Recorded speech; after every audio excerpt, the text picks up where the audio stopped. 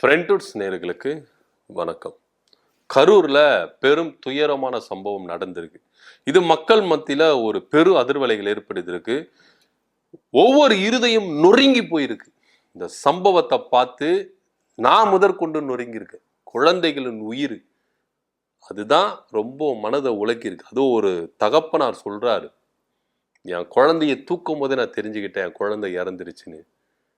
வாயில மிதிச்சிருக்கிறாங்க அப்படின்னு. அது பார்க்கும்போது என் கண்ணே கலங்கிருச்சு. அந்த அளவுக்கு ஒரு பெரும் துயரமா இருந்தது. ஆனா இங்க அதிமுகவும் பாஜகவும் அரசியலை தேடிக்கிட்டு இருக்கிறாங்க. என்னதான் இவங்களை சொல்றது ஒண்ணுமே புரியல. அண்ணாமலை அவர்கள் சொல்றாரு திமுக அரசு தான் காரணம் அப்படின்னு சொல்றாரு. கேட்ட இடத்த கொடுக்கல, காவல்துறை பாதுகாப்பு இல்லை அப்படின்னு. பொறுப்பு டிஜிபி வெங்கட்ராமன் தெளிவா சொல்லிட்டாரு, கேட்ட இடம் அவங்க ஒண்ணு, அந்த இடம் குறுகலா இருந்தது. அந்த இடத்துல பிரச்சாரம் செய்யறதுக்கு, விஜய் அவர்கள் பிரச்சாரம் செய்யறதுக்கோ இல்ல மக்கள் நிக்கிறதுக்கோ அந்த இடம் ஏத்தது இல்ல, பிராடா இல்ல, குறுகலான ஒரு இடம். அதனால நாங்க கருத்துல கொண்டோம். ஏன்னா ஒவ்வொரு இடத்திலும் விஜய் அவர்கள் பிரச்சாரம் மேற்கொள்ளும் போது கிரௌட் எந்த அளவுக்கு கூடுது அப்படின்றத நாங்க பார்த்தோம்.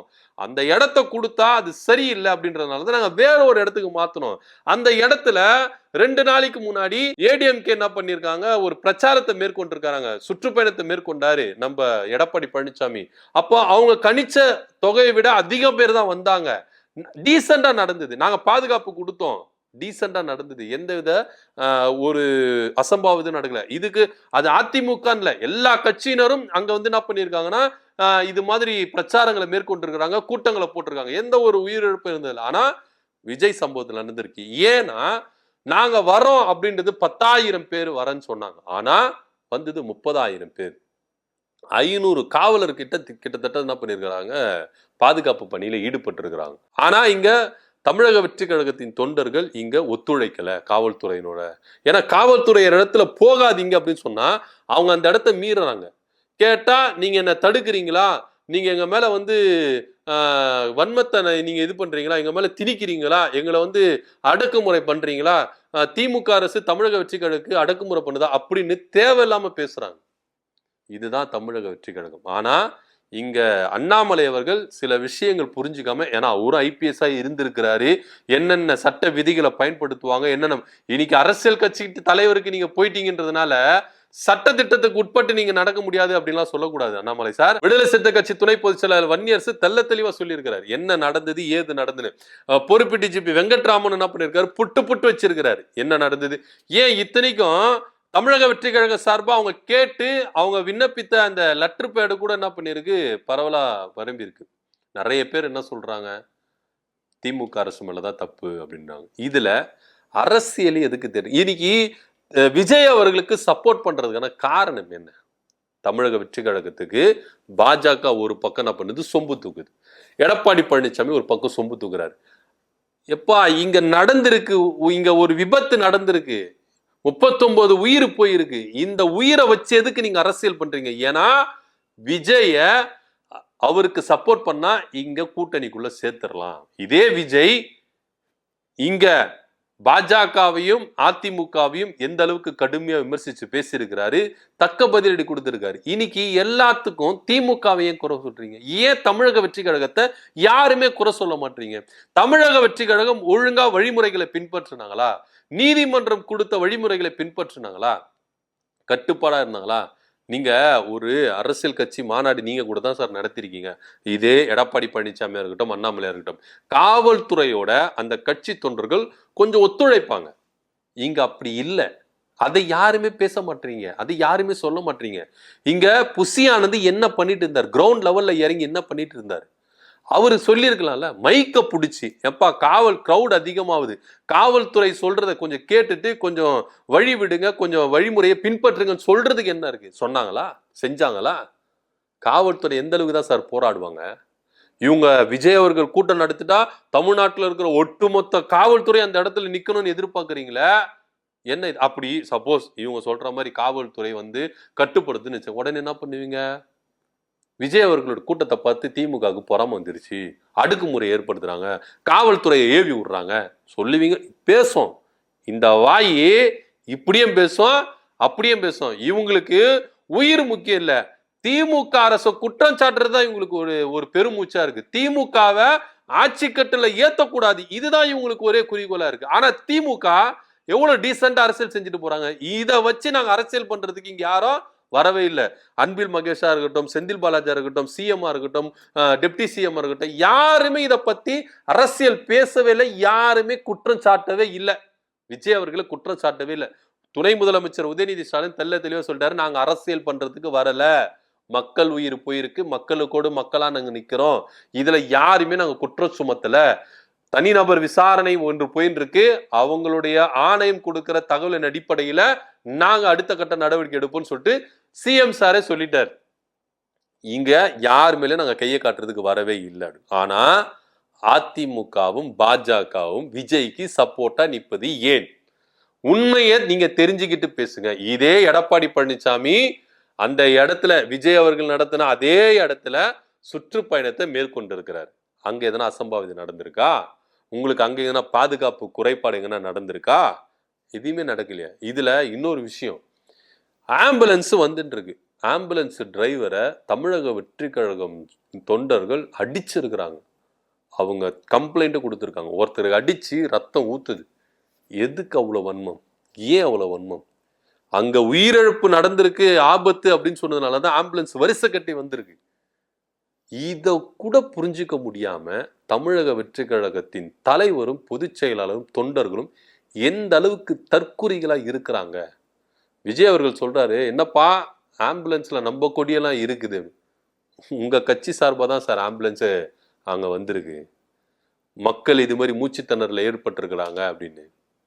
உங்களை வெறுப்பேற்றுறதுக்காக வரல, உங்க கூட்டத்தை டிஸ்டர்பன் பண்றதுக்காக வரல, உண்மையிலேயே அங்க சம்பவம் நடக்குது. இத கூட புரிஞ்சுக்க முடியாத அளவுக்கு நீங்க ஒரு தலைவரா இருக்கிறீங்க. இவரு தண்ணி பாட்டில கூட தீக்கி தான் போடுறாரு. ஏன் அந்த கீழே இறங்கி போய் யாருன்னா கொடுக்க சொல்லுங்க. இங்க இருந்து தீக்கு போடுறீங்க, தீக்கு போட்டா தண்ணி உங்களுக்கு கிடைச்சிருமா? அவ்வளோ என்ன சொல்றதுன்னு தெரியல விஜய் அவர்களை. இதுல அங்க ஒரு சம்பவம் நடந்துட்டு இருக்கு, பேச்சு நிப்பாட்டவே இல்லை, பேசிக்கிட்டே இருக்கிறார். அவசரமா இறங்கி ஆதவ் அர்ஜுனா விஜய் அவர்களை இறங்கி கூட்டின்னு போறாரு. அவசரமா கூட்டின்னு போயிட்டு பேக்கப் பண்ணி கரூர்ல இருக்கக்கூடாது போயிடுறாரு. கரூர்ல இருந்தா என்ன, ஸ்பாட்லேயே போனாருங்க அன்னைக்கு நைட்டே.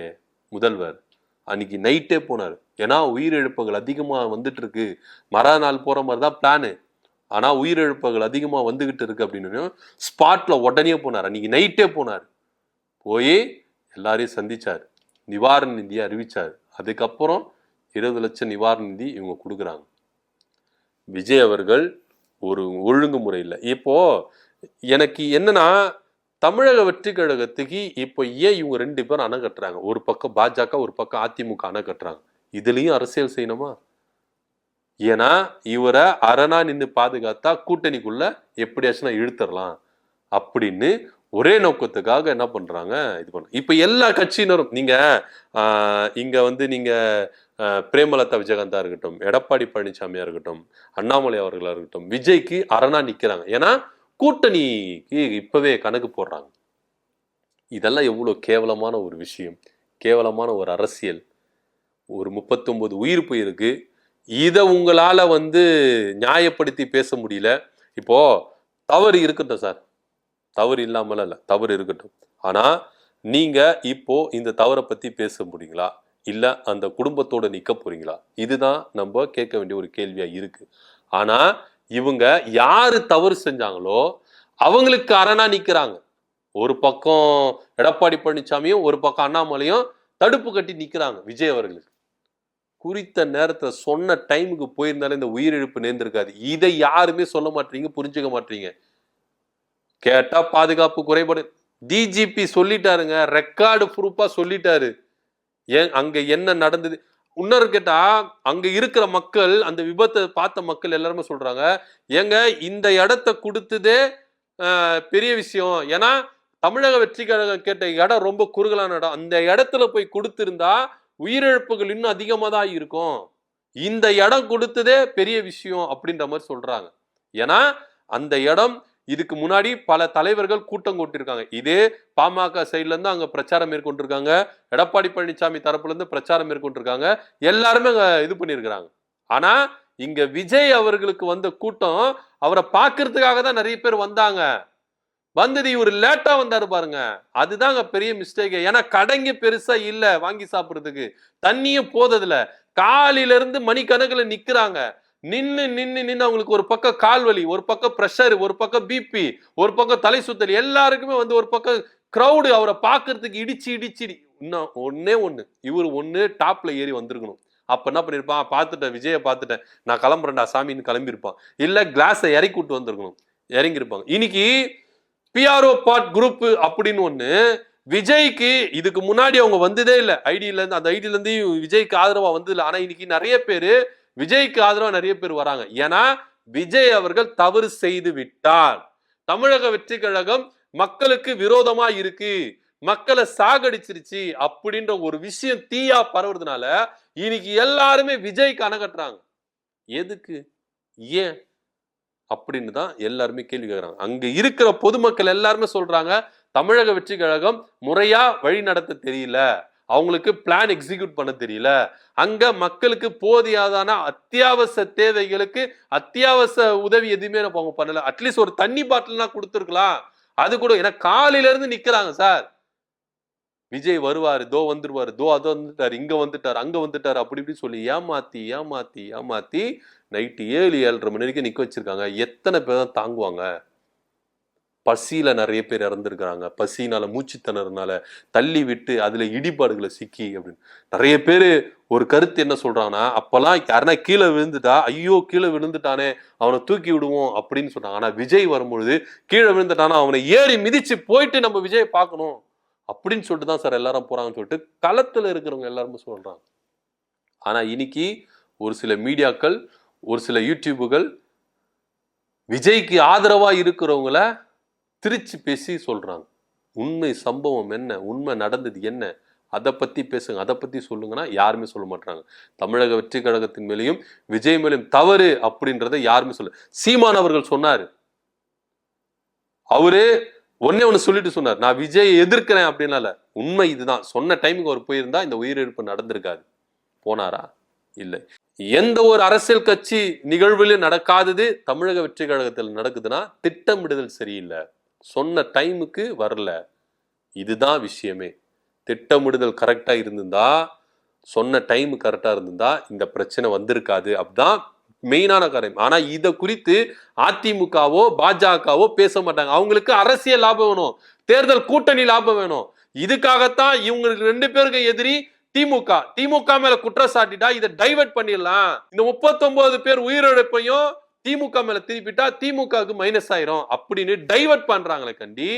நியாயமா மக்களோடு மக்களா நின்று இதே எடப்பாடி பழனிசாமி கள்ளக்குறிச்சி கள்ளசாராய விவகாரம், யார் அந்த அந்த உயிரிழப்பை வச்சு அரசியல் செஞ்சவர் தானே. இவங்களுக்கு மனிதர்களுடைய உயிரிழப்பு பெருசா படுதல, அதை வச்சு எப்படி அரசியல் லாபம் தேடணும். இதுதான் பாஜக அதிமுக. இன்னைக்கு தமிழக வெற்றி கழகத்துக்கு 2 கட்சிகளும் சொம்பு தூக்குறாங்க, அணை கட்டுறாங்க.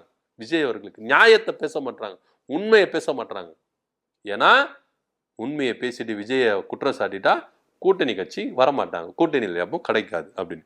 இதுல இன்னொரு விஷயமும் நிறைய பேர் என்ன தகவல் வைக்கிறாங்கன்னா, இந்த வழக்கு சிபிஐக்கு மாத்தணும் அப்படின்னு சொல்லிட்டு நிர்மல்குமார் ஒரு வழக்கு ஒண்ணு தாக்கல் பண்ணிருக்காரு. விஜயோட வழக்கு சிபிஐக்கு போயிட்டா பாஜக சொல்றத கேட்டுதான் ஆகணும் அப்படின்னு பல பேர் கருத்து சொல்றாங்க. அதுக்குள்ள நம்ம போக வேண்டாம், இதை வச்சு நம்ம அரசியல் பண்ணவே வேண்டாம். ஆனா ஒரு சிலர் இதை வச்சு அரசியல் லாபம் தேடுறதுக்காக, கூட்டணி லாபம் தேடுறதுக்காக அரசியல் பண்றாங்க. அது மாதிரி பண்ண வேண்டாம் அப்படின்னு சொல்லிட்டு தான் பொதுமக்கள் முதற்கொண்டு எல்லாருமே கருத்து தெரிவிக்கிறாங்க. சிஎம் சார் தெளிவா சொல்லிட்டாரு, தனிநபர் ஆணையம் அவங்க கொடுக்கிற தகவலின் அடிப்படையில சட்ட ரீதியா இங்க நடவடிக்கை எடுக்கப்படும், அது யாராக இருந்தாலும் சொல்லிட்டாரு.